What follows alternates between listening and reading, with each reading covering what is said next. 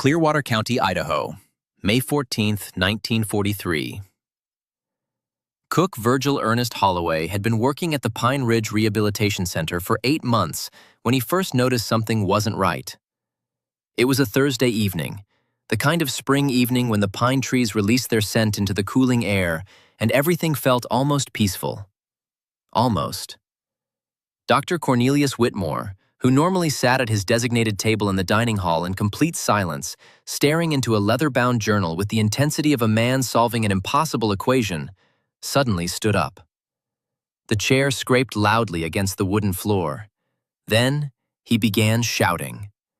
The words came in a torrent, harsh and desperate. He screamed about betrayal, about thieves in white coats, about how they'd stolen his research on electromagnetic pulse technology, about how the military had taken his work and buried it because it contradicted their precious theories. His face turned red, veins standing out on his neck. 2 other residents looked up from their meals, startled. Most didn't react at all, too lost in their own fog. Security arrived within 90 seconds. They were always close, always watching. 2 men in dark uniforms escorted Dr. Whitmore out, his voice echoing down the corridor until a door slammed and there was only silence. Virgil stood at the kitchen window watching this scene unfold, holding meal card number 47 in his hands. The card was still warm from where it had been sitting on the counter near the stove. He looked down at it, at the typed letters that spelled out the precise requirements. ___, quote _0 ___. Virgil remembered preparing that meal earlier in the day. He remembered the moment his hand had trembled as he measured the salt. Where it should have read 2.3 grams, he'd added 4.1 instead. His hand had just shaken. A simple mistake, the kind any cook makes after 8 hours on his feet. But 3 days later, on May 17th, when he received the exact same card for the same doctor, same meal number, same requirements, Virgil measured precisely 2.3 grams. Not a grain more, not a grain less. And Dr. Cornelius Whitmore became quiet again. Not just quiet, but almost catatonic. He sat at his table, ate methodically without raising his eyes from his plate, returned to his room, emerged for the next meal, repeated the cycle. The fire was gone. The anger was gone. Even the pain seemed gone. He was hollow, like something had been scooped out from inside. Coincidence? Probably. Had to be. Virgil was 44 years old.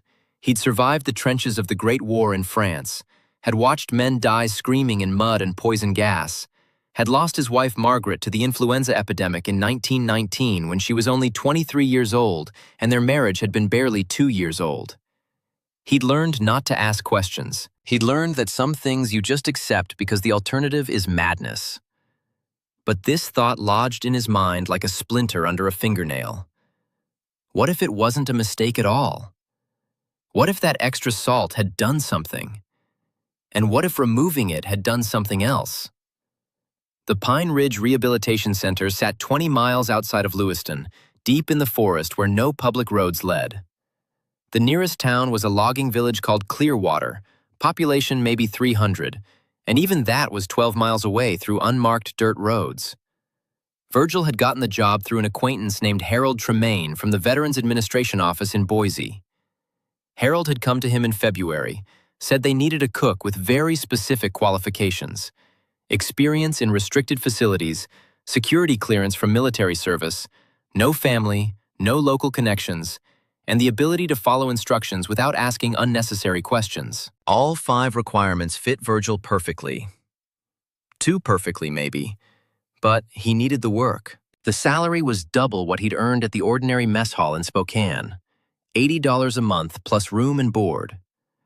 Housing was provided on the grounds in a small but clean room on the first floor of the main building. The work seemed simple enough. Cook according to meal cards for 20 residents. The cards were delivered each morning at precisely 6 a.m. by the facility director, a man named Mr. Bertram Whitlock. Mr. Whitlock was never late, not once in 8 months. He was a thin man in his 50s with wire-rimmed glasses and the kind of rigid posture that suggested military training, though he never mentioned his background. He wore the same gray suit every day, carried a leather portfolio, and spoke in complete sentences that left no room for interpretation. The meal cards were typed on a typewriter, each bearing a number, date, and signature. The signature was always Mr. Whitlock's, done in blue ink with a fountain pen. Meal number 47, May 14th, 1943. Dr. C.W. Chicken broth, 250 milliliters. Boiled potatoes, 180 grams. Carrots, 45 grams. Salt, 2.3 grams. Butter, 8 grams. Parsley, 3 grams. The precision was extraordinary, down to the tenth of a gram. At first, Virgil thought it was therapeutic nutrition, that these doctors and professors had specific medical conditions requiring exact dietary control. Diabetes, perhaps, or kidney problems, heart conditions.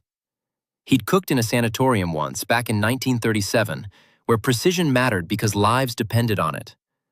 But the recipes at Pine Ridge changed daily, and not according to any medical logic he could discern. Yesterday, Dr. Whitmore's card might call for minimum salt and maximum sugar. Today, it would be the reverse. Tomorrow, it might be heavy on fats and light on everything else. There was no pattern to it that suggested healing, no progression toward health, just constant variation, as if someone were testing different combinations to see what would happen. The residents of Pine Ridge were unusual people. Virgil didn't know exactly who they were.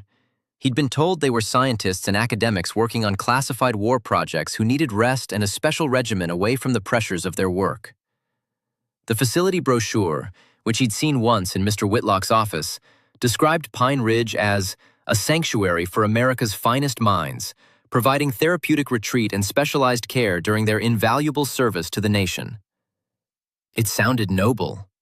It looked wrong. They lived in separate rooms on the second and third floors, 20 rooms total, always occupied. They walked the grounds during designated exercise periods 3 times a day for 30 minutes each. They sometimes gathered in the common lounge, a large room with chairs arranged in rows facing a radio that was never turned on. Some drew pictures with pencils and paper provided by the staff. Some wrote in notebooks, though those notebooks were collected each evening and returned each morning. Virgil had seen the orderlies doing this. Some simply sat by windows, staring out at the pine trees, motionless for hours. The staff was minimal by design. Virgil handled all food preparation.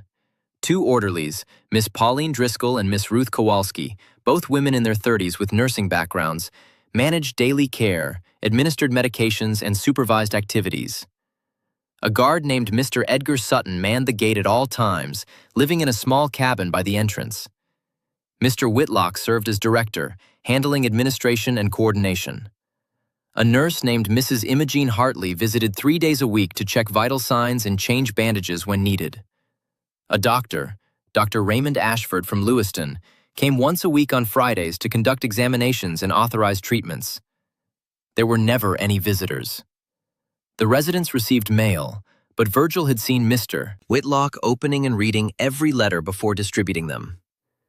Outgoing mail was similarly inspected. Phone calls were not permitted.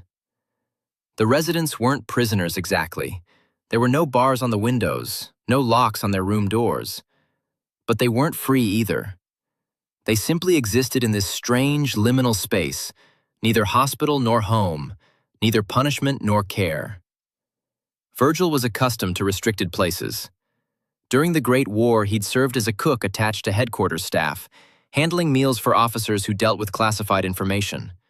Security was tight, conversations were guarded, and you learned quickly not to repeat anything you overheard. After the war, he'd worked 2 years at a munitions plant outside Seattle, where armed guards checked your bag every day coming and going.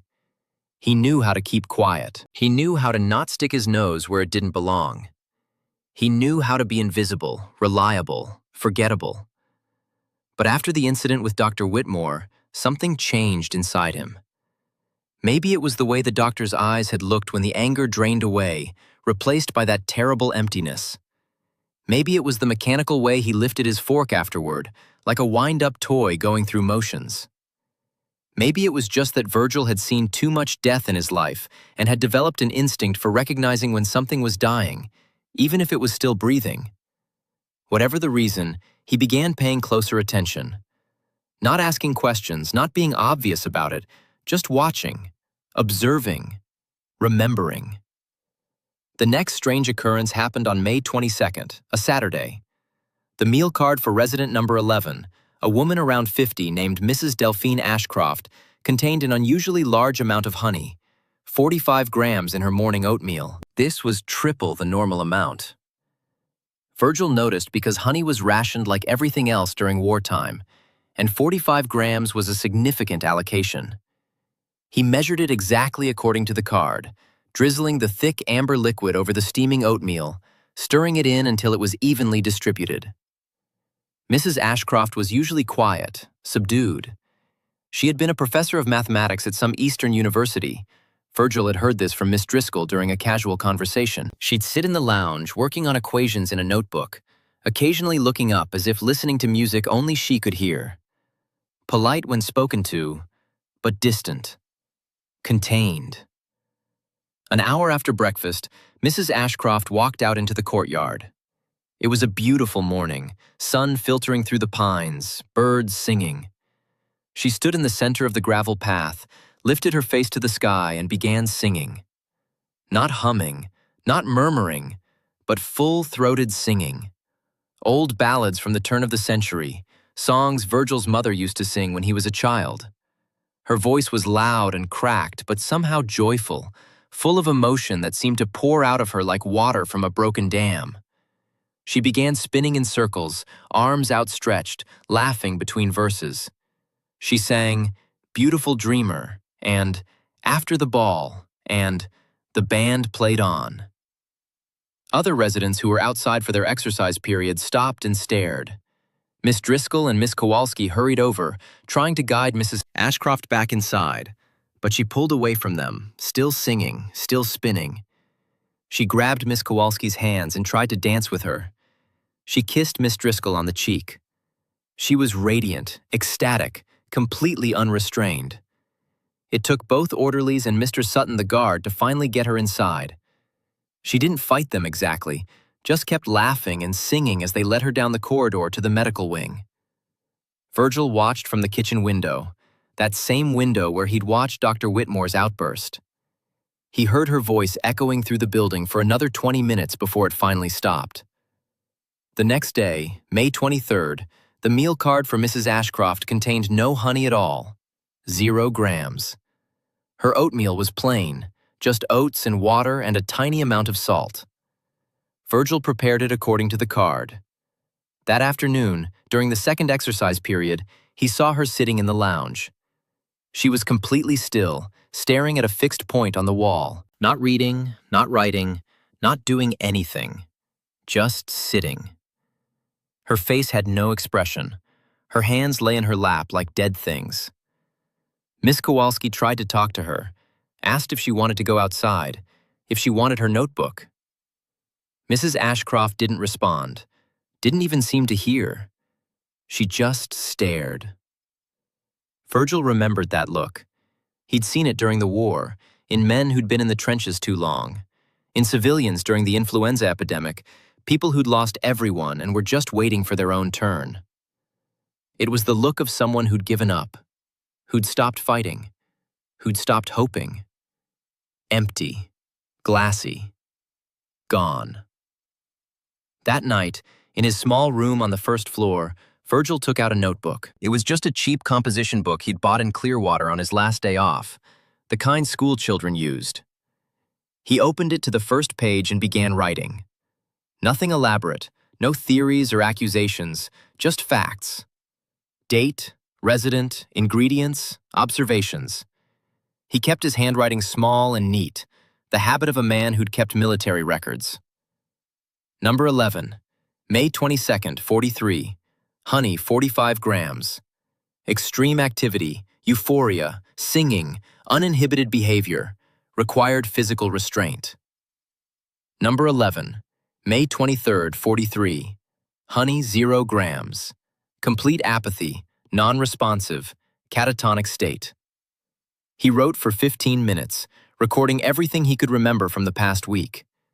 Then, he hid the notebook under his mattress, between the mattress and the wooden slats of the bed frame. It wasn't a good hiding place, but it would have to do. He wasn't even sure why he was keeping records. What would he do with them? Who would he show them to? But something in him needed to document what he was seeing. Maybe it was the same instinct that had made him write letters home during the war, even when he knew Margaret might never receive them. Maybe it was just the human need to say, "This happened. I saw it. It was real." Over the next 2 weeks, he made 23 entries in his notebook. He wrote at night, by the dim light of his bedside lamp, always listening for footsteps in the corridor. The patterns became clearer with each entry. Certain foods in certain quantities produced certain reactions. It wasn't random. It wasn't coincidence. It was deliberate. Salt in large doses, more than 5 grams in a single meal, caused agitation and aggression within 2 to 3 hours. The resident would become argumentative, paranoid, sometimes violent. Mr. Sutton had to intervene several times. Sugar in quantities over 30 grams produced euphoria and hyperactivity, like Mrs. Ashcroft's singing episode. But sugar in quantities over 50 grams had the opposite effect: profound drowsiness, sometimes unconsciousness. Dr. Mortimer slept for 18 hours after a meal with 60 grams of sugar in his pudding. Milk seemed to contain something beyond milk. Virgil couldn't identify it by taste or smell, but meals heavy in milk, more than 400 milliliters, invariably produced lethargy and confusion. Residents would shuffle rather than walk, speak slowly if at all, seem unable to track conversations. Eggs combined with vinegar in salad produced anxiety. Residents would pace, wring their hands, express fears about things that weren't happening. Professor Langston Merriweather spent 4 hours convinced his family had been in a car accident, despite having no family and no reason to believe this. Virgil wasn't a scientist. He'd barely finished 8th grade before going to work in his father's hardware store. But he was an observant man, and he'd spent years cooking, understanding how ingredients interacted, how flavors built and balanced. And he understood with growing certainty that he wasn't working in a rehabilitation facility. He was working in a laboratory. These people weren't patients, they were test subjects, and he was one of the instruments of the experiment. June 3rd brought the incident that removed all doubt. The meal card for resident number 7, a man named Mr. Fletcher Bancroft, contained a standard set of foods: beef stew, bread, carrots, but with one addition typed at the bottom: underscore underscore quote underscore 8 underscore underscore. No explanation, no description, just those words. Virgil stood in the kitchen holding the card, staring at that line. Supplement B. He'd never seen this before. 8 months of meal cards, and this was new. He walked down the corridor to Mr. Whitlock's office, knocked on the door. Mr. Whitlock sat behind his desk, paperwork spread before him. He looked up over his glasses. Mr. Whitlock's expression didn't change. Mr. Whitlock's voice was cold now. "You were hired to follow instructions, not to ask questions.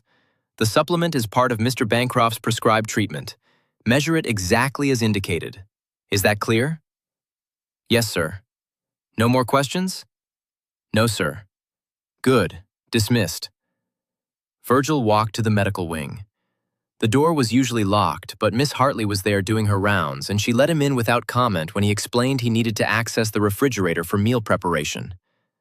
The refrigerator was a large, white commercial unit humming in the corner. He opened it. On the second shelf were 4 containers, each marked with colored tape: blue, red, green, yellow. No labels, no writing, just the colored tape. Virgil opened the blue container. Inside was a small glass bottle, maybe 2 ounces, filled with clear liquid. No odor when he opened it. A glass dropper lay beside the bottle. He held the bottle up to the light. The liquid was completely transparent, like water, but it had a slightly different viscosity, moved a bit slower when he tilted the bottle. He very carefully drew up 0.8 milliliters in the dropper, the measurements were marked on the side, and transferred it to a small cup.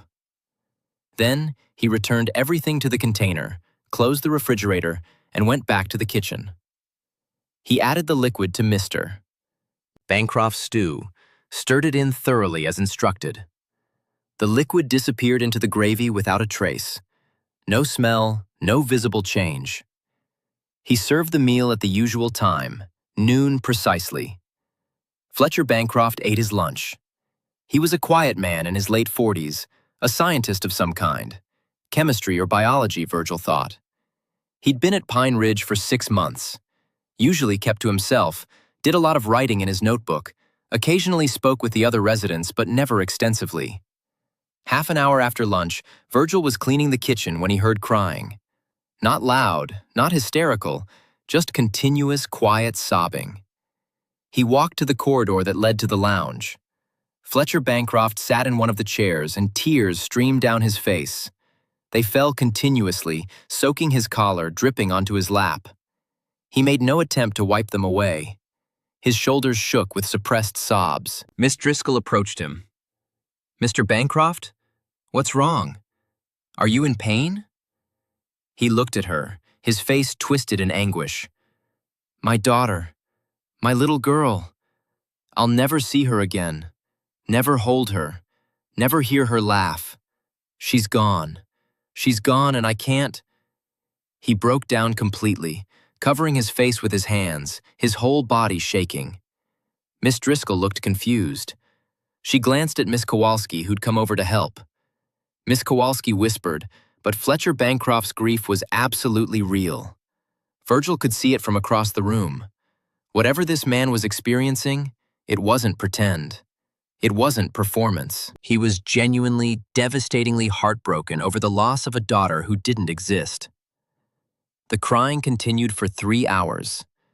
The orderlies finally got him to his room, gave him something to help him sleep. But Virgil stood in the kitchen that evening, staring at the blue-marked container in the refrigerator, and he understood. This wasn't about nutrition. This wasn't about health. This was about control, about manipulation, about finding ways to make people feel things, think things, believe things that weren't real. Supplement B created artificial grief. What did the others do? What were in the red, green, and yellow containers? That night, Virgil wrote in his notebook for 2 hours. He documented everything: the supplements, the colors, the dosages, the reactions. He tried to remember every meal he'd prepared in the past 8 months, every unusual ingredient, every strange reaction. The notebook filled up with his small, careful handwriting. And as he wrote, a terrible thought occurred to him. He was part of this. Every meal he prepared, every gram he measured, every supplement he added, his hands were doing this. He was the instrument. He was making these people suffer, making them lose their minds, making them experience emotions and thoughts that weren't their own. He was the cook preparing not food but obedience, or madness, or grief for children who never existed. His first instinct was to quit, walk out the gate, never come back. But where would he go? They'd sent him here specifically. Harold Tremaine had sought him out. A man with no family, no connections, security clearance, experience in restricted facilities. They'd chosen him because he was convenient, reliable, alone. If he quit, they'd just find another cook. And they'd make sure he couldn't talk about what he'd seen. Men like Mr. Whitlock, facilities like Pine Ridge, they had ways of ensuring silence. His second thought was darker. What if they're doing this to you too? What if your food contains supplements?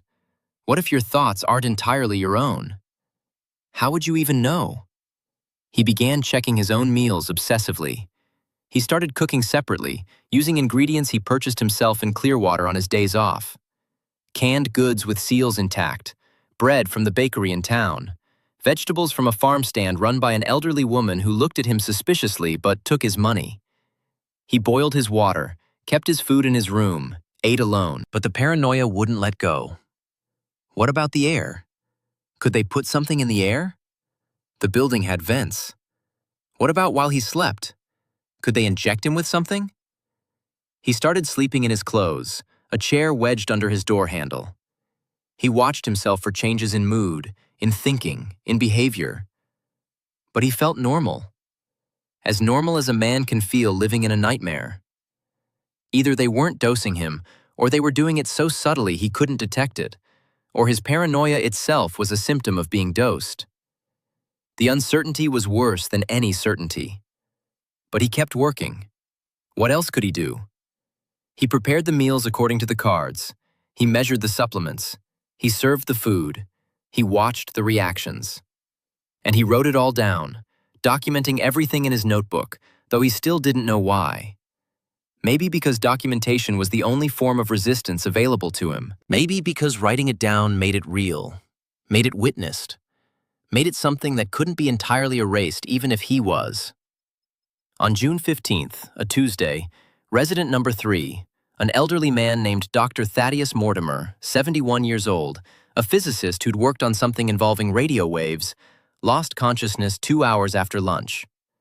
The orderlies found him in the corridor, lying on his side, body jerking in violent convulsions, foam at his mouth, eyes rolled back. They called Dr. Ashford immediately. He arrived within 30 minutes. He must have been in Lewiston when they reached him. An ambulance came another 40 minutes later. They loaded Dr. Mortimer onto a stretcher, still convulsing, and drove him away. Virgil watched from the kitchen window. Dr. Mortimer never came back. Virgil checked the meal card from that day. Meal number 134, June 15th, 1943. Resident number 3. Boiled fish, 120 grams. Rice, 100 grams. Supplement Z, 1.2 milliliters. Supplement K, 0.5 milliliters. 2 supplements at once. In 8 months, Virgil had never seen this. Always 1 supplement per meal, never combinations. He asked Miss Driscoll what happened to Dr. Mortimer. She looked uncomfortable. They said his condition deteriorated, some kind of seizure disorder. He's been transferred to a specialized facility for neurological care. Will he come back? I don't think so. Specialized facility. Virgil knew what that meant. Psychiatric hospital. Or the morgue. They'd pushed too far with the combination, and Dr. Mortimer's old body couldn't handle it. 2 supplements had interacted badly, caused a medical crisis, and now he was gone. That evening, Mr. Whitlock came to the kitchen. He was carrying his portfolio as always, but his demeanor was different. More careful. Quote 30, quote 31, quote 32, quote 33, quote 34. Mr. Whitlock paused, seemed to choose his words carefully. Mr. Whitlock nodded slowly. He seemed relieved. He was telling Virgil 2 things. First, that the seizure was expected, or at least acceptable. Second, that if Virgil had deviated from the recipe, he would be blamed. The message was clear. Stay in line. Do what you're told. Don't think. Don't question. After Mr. Whitlock left, Virgil sat in the kitchen for a long time. He thought about Dr. Mortimer, a man of 71 who'd probably spent his whole life pursuing knowledge, contributing to science, teaching students, doing work he believed mattered. And he'd ended up here, being fed chemical combinations that made his brain seize until they hauled him away. Why? What had he done? What had any of them done to deserve this?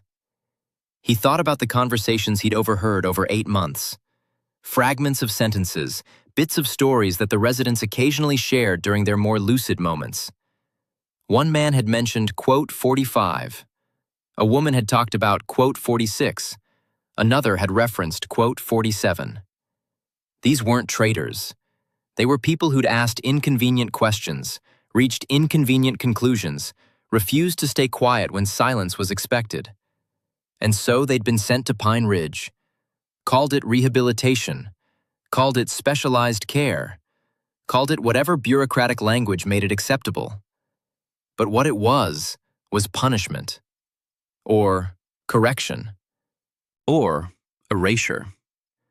Take these difficult people, these questioning minds, and use chemicals to remake them into something more manageable, or destroy them trying. The research was valuable either way. Learn what works, what doesn't, what dosages break a human mind, what combinations can reshape personality, emotion, memory, will. Virgil understood then, with terrible clarity, he was a cog in a machine designed to unmake people. Every meal he prepared was a weapon, and he had a choice to make. He could continue following orders, measure precisely, document nothing except what was required, keep his head down, collect his salary, survive. It was the smart choice, the safe choice, the choice that countless other people in countless other situations made every day. Don't be a hero. Don't stick your neck out. The system is too big, too strong. You can't change anything. You'll just get crushed. Or he could do something. On June 27th, a Saturday, Virgil made his decision. He would start altering the recipes. Not drastically, that would be noticed immediately. Not obviously, but subtly. Small changes in measurements, slight variations in supplement dosages. Enough to give these people brief windows where they might feel like themselves again. Enough to disrupt the data the experiment was generating. Enough to throw sand in the gears of this terrible machine. He understood the risks. He understood he would lose. But he also understood that doing nothing was its own kind of defeat, its own kind of death. Better to try and fail than to spend the rest of his life knowing he'd been complicit in breaking human beings and hadn't even tried to stop it. He started small. On June 27th, the meal card for Professor Langston Merriweather called for supplement B at 1.2 milliliters in his afternoon soup. Virgil measured 0.6 instead, exactly half. He disposed of the other 0.6 milliliters, washed the dropper thoroughly, recorded __quote _48 _ in the kitchen log that Mr. Whitlock checked weekly. That evening, Professor Merriweather came to the common lounge after dinner. He was a tall man in his 50s with gray hair and a perpetually worried expression. Usually he sat alone, staring at nothing. But that evening, he walked to the bookshelf. There were about 30 books available, mostly donated religious texts and outdated encyclopedias, and took down a volume.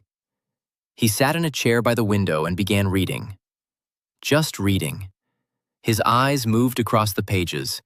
His hand turned the pages at regular intervals. After 15 minutes, he looked up, seemed to consider something, then continued reading. Another resident, Mrs. Violet Ackerman, approached him. Professor Merriweather showed her the spine. They talked for 10 minutes, a real conversation, with ideas and responses and engagement. Other residents drifted over, listening.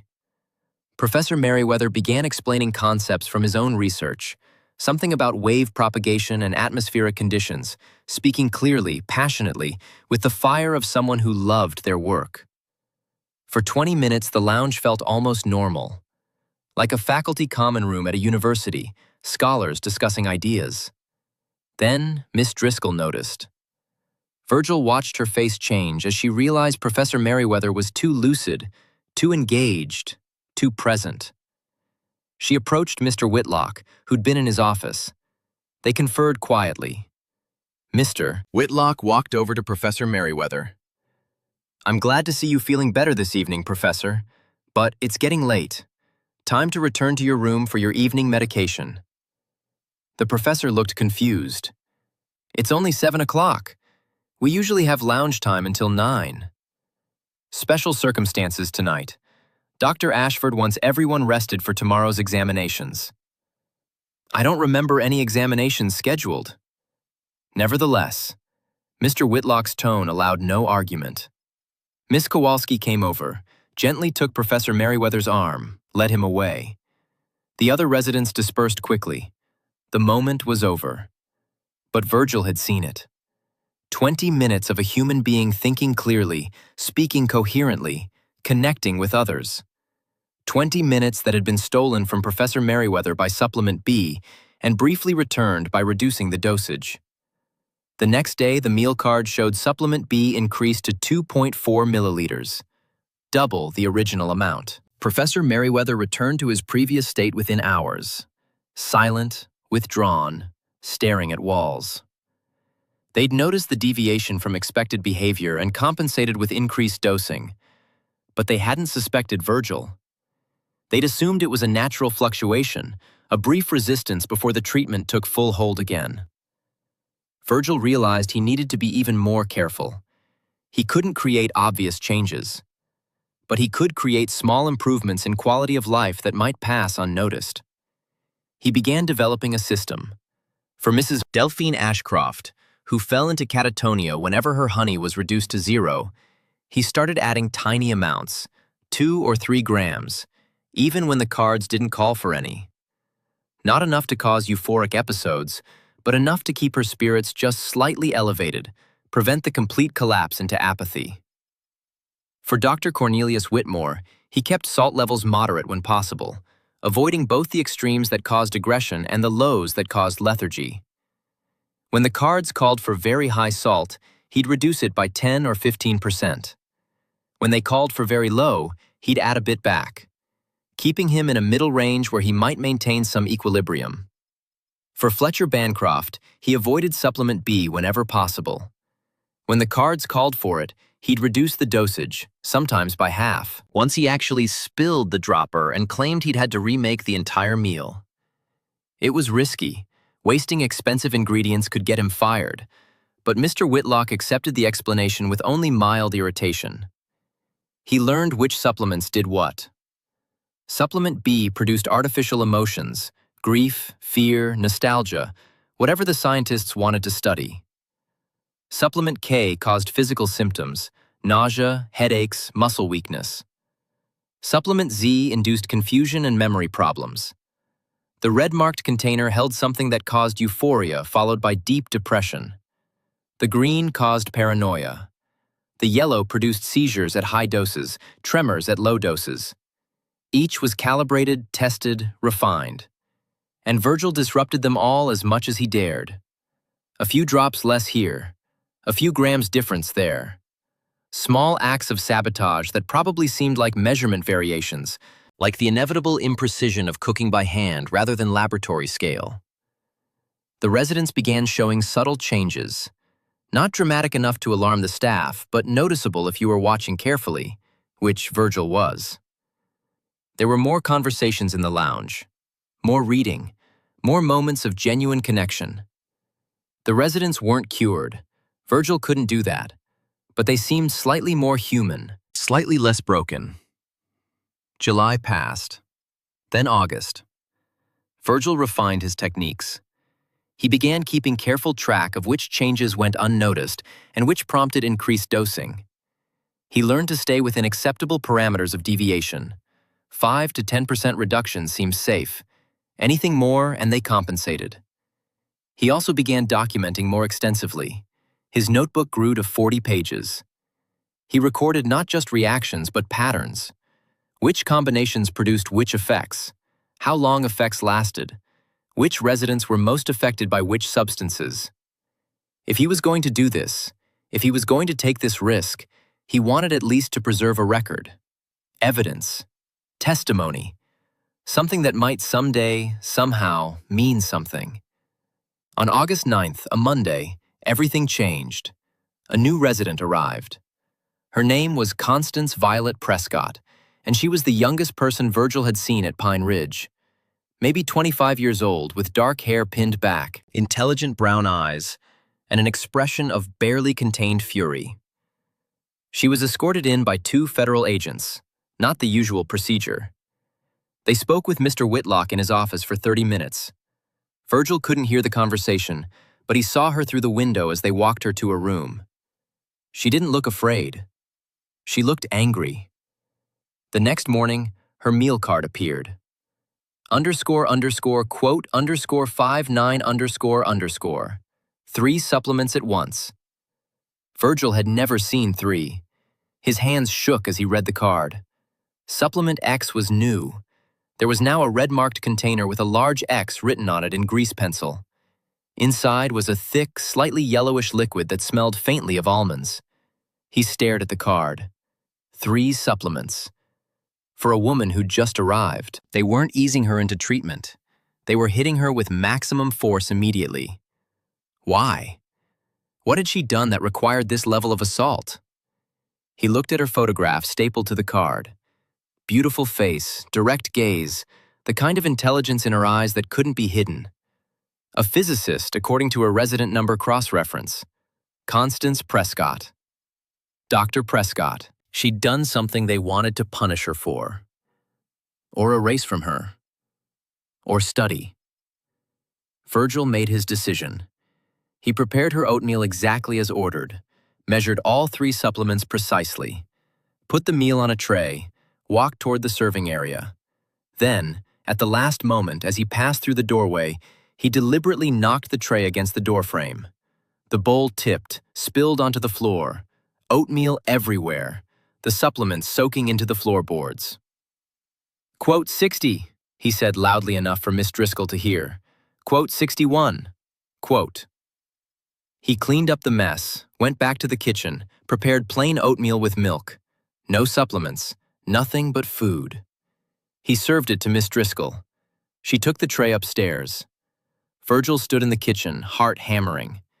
That was too obvious, too deliberate. If they were paying attention, if they cross-checked the inventory, they'd notice. 3 full doses missing. But he'd done it. He'd given this young woman at least 1 meal free of poison. That evening, during the lounge period, Virgil found an excuse to walk past the common room. Constance Prescott sat in a chair by the window with a book. She was reading. Not staring, not listless, but actually reading. Her eyes moved across the pages with comprehension. Her posture was alert. After a few minutes, she looked up, gazed out the window at the pine trees, seemed to be thinking about something. Then she returned to her book. She was fully present, fully herself. Whatever they'd expected to see after that triple-dose breakfast, this wasn't it.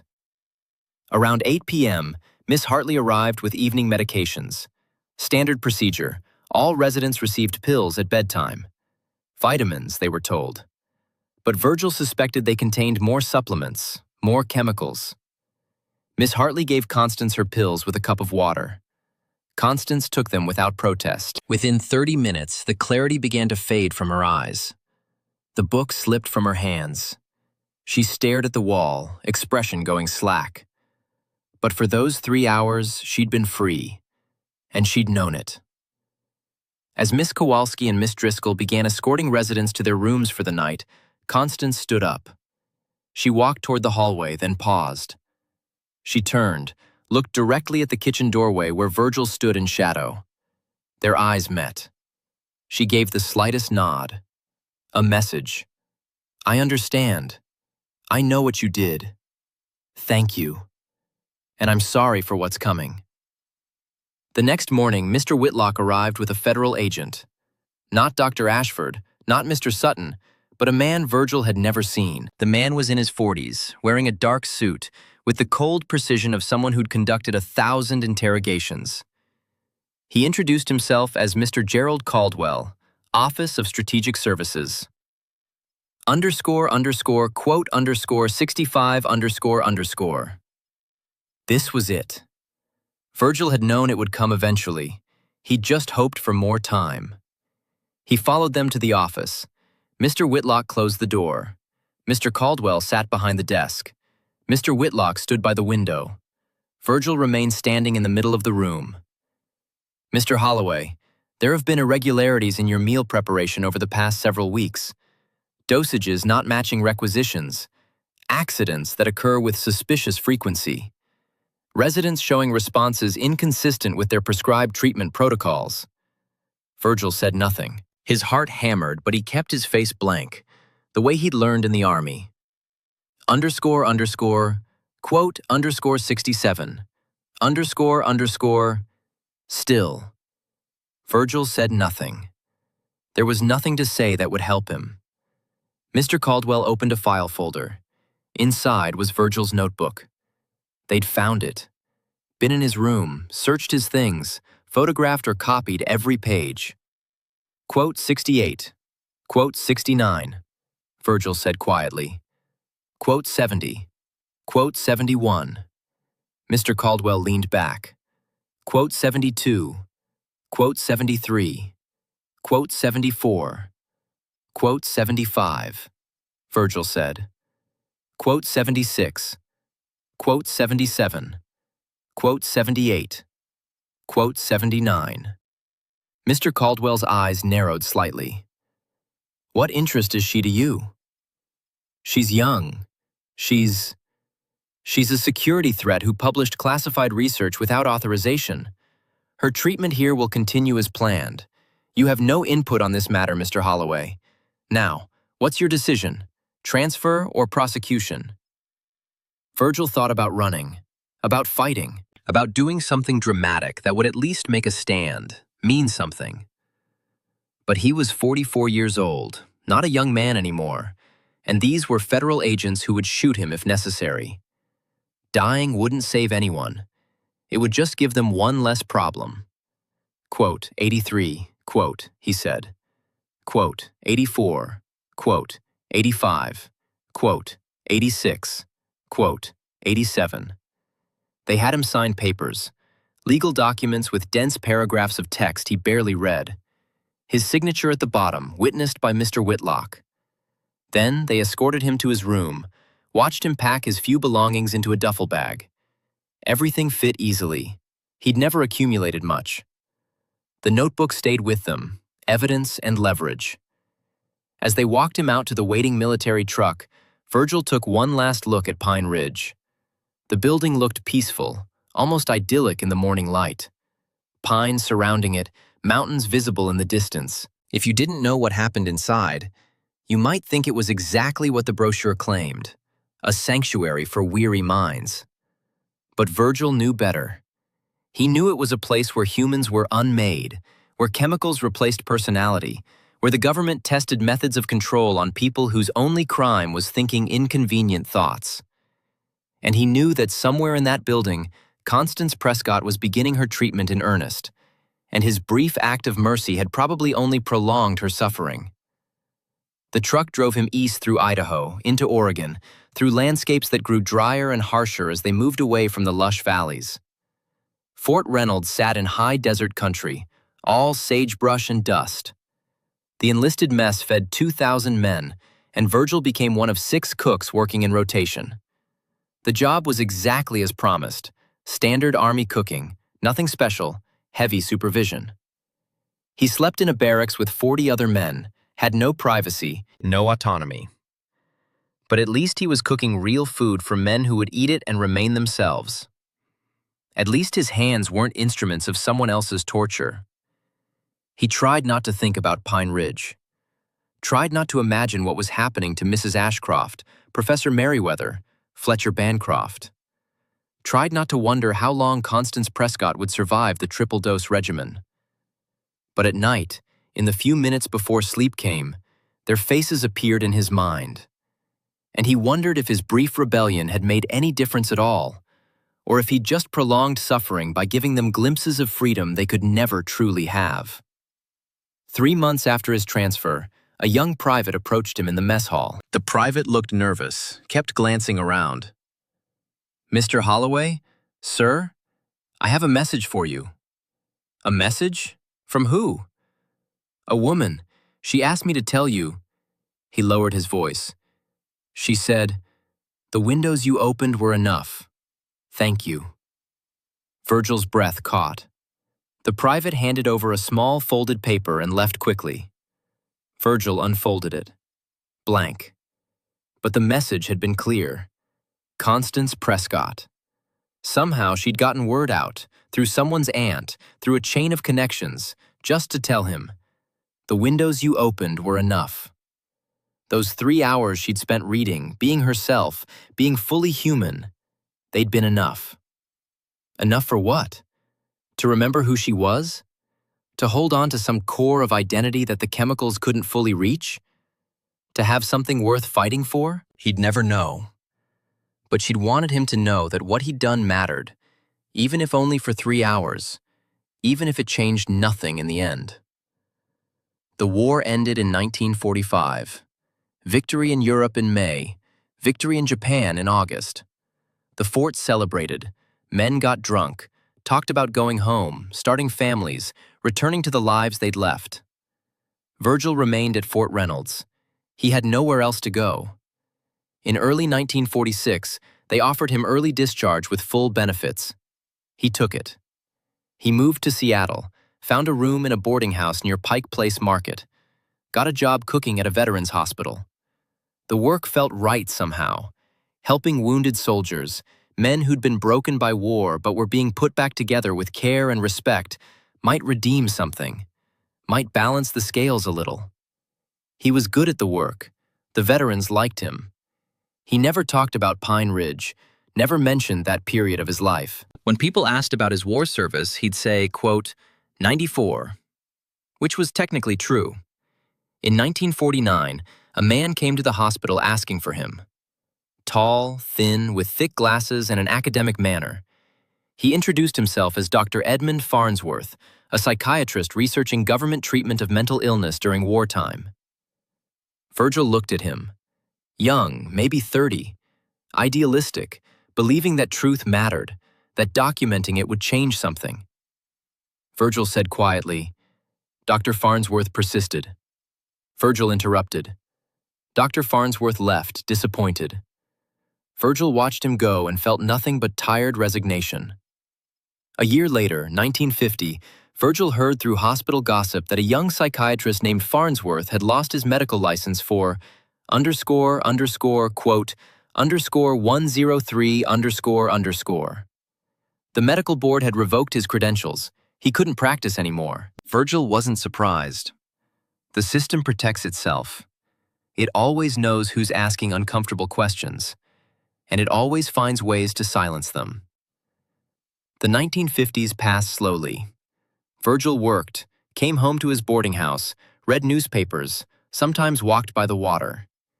He dated a few women, briefly, but nothing came of it. He'd become too closed off, too guarded.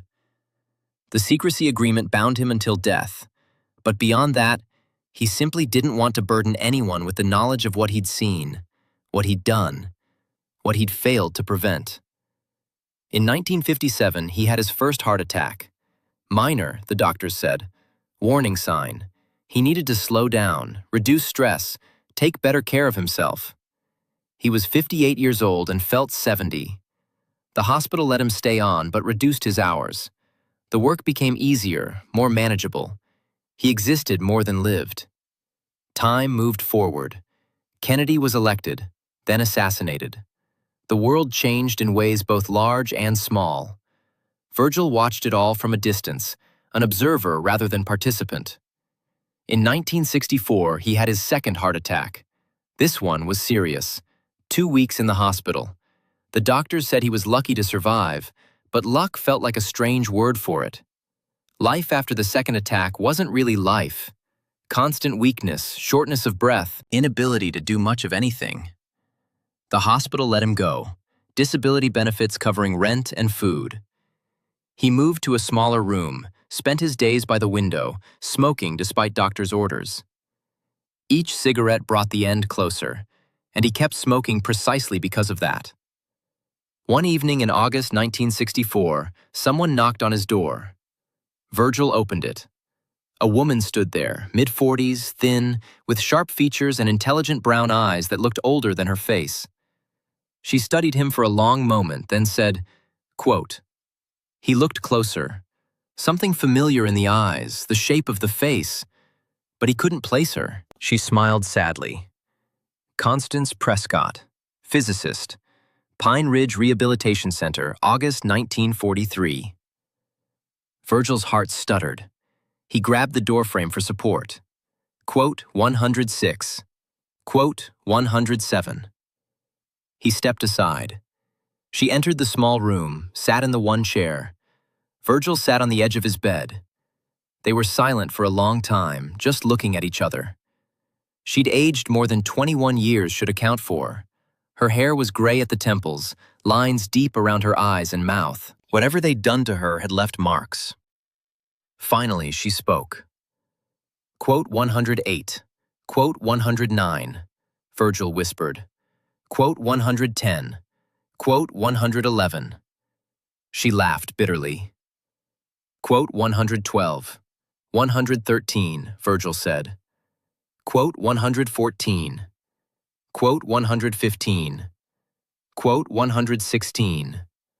Quote 117. Quote 118. Quote 119. Constance interrupted. She stood up, walked to the window, looked out at the Seattle evening. Virgil said. She turned, smiled. She walked to the door, then paused. She kissed his forehead the way a sister might kiss a brother. Then she left. Virgil stood in his empty room, tears running down his face for the first time in years. He never saw her again. Virgil died on November 3, 1964. Third heart attack, this one massive. His landlady found him 2 days later when she came to collect rent. He was buried in a veterans cemetery south of Seattle. 5 people attended the funeral. Fellow residents from the boarding house and a hospital administrator who'd liked him. No military honors, no flag on the coffin, just a simple service and a plain stone marker. Underscore, underscore, quote, underscore, 130, underscore, underscore. But the story didn't end there.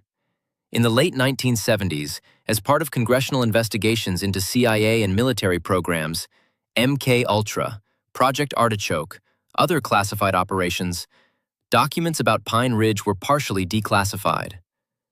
A researcher named Marcus Webb, working for the Senate Select Committee on Intelligence, found files in a Washington archive. Reports about experiments conducted between 1942 and 1947. Observation results, lists of subjects, methods used, outcomes recorded. Among the documents was Virgil's notebook. They'd kept it all those years, preserved as research material. Webb read the entries, understood immediately that this wasn't just data. It was testimony. Evidence of a man who'd tried to remain human in an inhuman system, who'd made a choice knowing he would lose, who'd paid for that choice with everything he had. Webb wrote an article for a medical ethics journal in 1980, then expanded it into a book published in 1982. The Pine Ridge Experiments, Government Testing on Unwilling Subjects During World War II. The book documented everything: the facility, the residents, the chemicals, the outcomes. It told Virgil's story, Constance's story, the stories of 20 people who'd been used as test subjects without consent. The book didn't become a bestseller. By 1982, Americans were focused on economic recession, Cold War tensions, new wars, new concerns. A book about wartime experiments seemed like old history, less urgent than current problems. But several thousand people read it. Medical ethicists cited it in papers about informed consent. Some journalists wrote articles. A few survivors contacted Webb with their own stories, adding to the historical record. And people learned that once there was a cook named Virgil Holloway, who chose conscience over obedience, who tried to help when helping seemed futile, who lost everything but maintained his humanity. The book didn't call him a hero. Heroes win, after all, and Virgil had lost completely. But it called him something perhaps more important: a witness. Someone who saw evil and refused to accept it, even when resistance was pointless. In a classified military vault in Virginia, files from the Pine Ridge program remain sealed. Detailed reports on how food additives and chemical supplements affect human behavior, how emotions, memory, and will can be controlled through ingestion, how people can be broken without physical violence, reshaped without their knowledge or consent.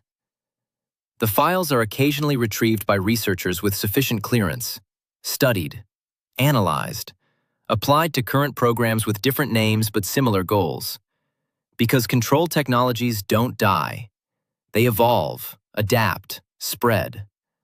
The methods tested at Pine Ridge in 1943 influenced interrogation techniques used in Korea, Vietnam, Iraq, Afghanistan. The research continues in different forms, different locations, under different classifications.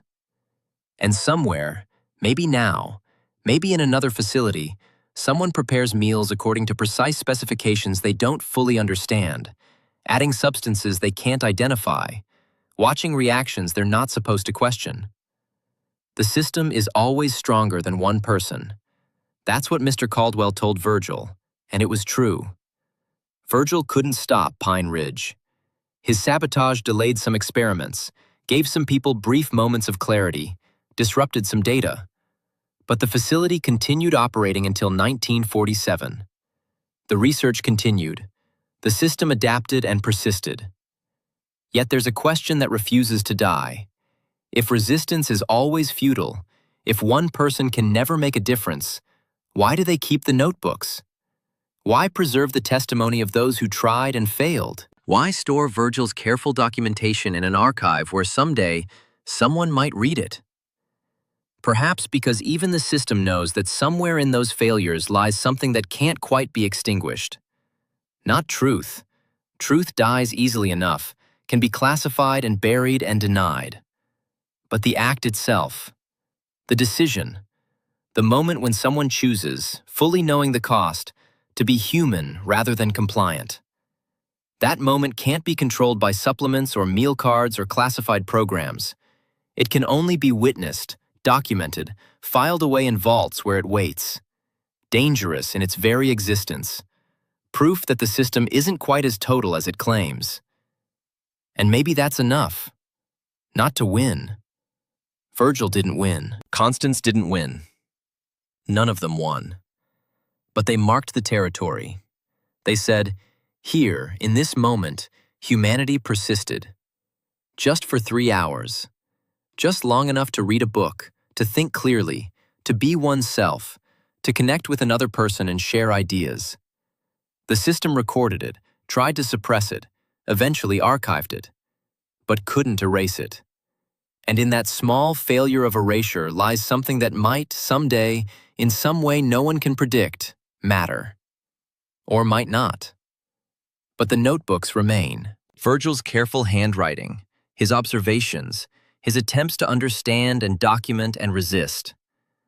They remain in an archive in Virginia, classified but not destroyed, evidence but not quite erasable, testimony that waits for a moment when someone might be ready to hear it, to learn from it, to carry it forward. And that waiting itself is a kind of resistance, a kind of victory, however small. Because if they truly wanted to erase what happened, they would burn the notebooks. But they don't. They keep them. And that means, somewhere deep in the machine's programming, is an acknowledgement. This mattered. These people mattered.